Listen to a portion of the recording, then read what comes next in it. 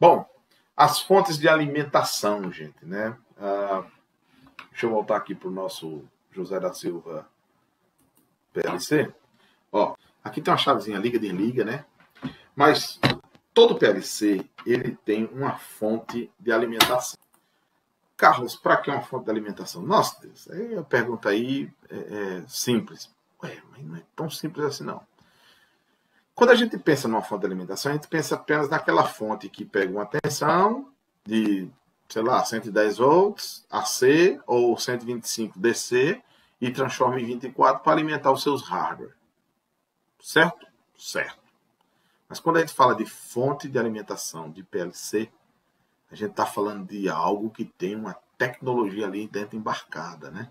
Então, geralmente, tem PLCs de médio e grande porte que você...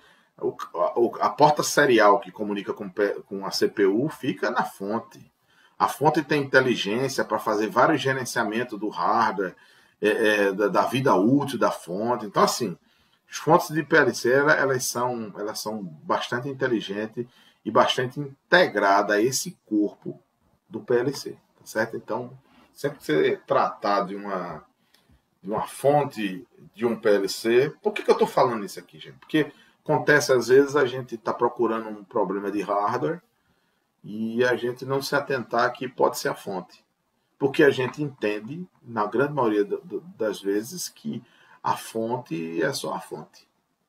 Só que a gente esquece que ela está integrada ali num barramento, que ela pode estar ocasionando um problema de barramento, tá certo? Ou pelo seu mau funcionamento, ou por um gerenciamento não tão legal que esteja acontecendo dentro dela, tá certo?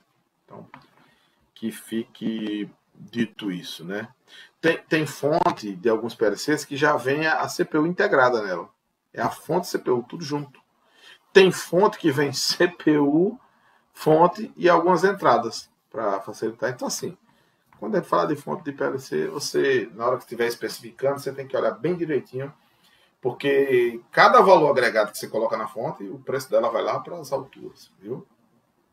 E às vezes nem sempre a gente precisa fazer isso, colocar esse valor tão agregado dentro da fonte, viu?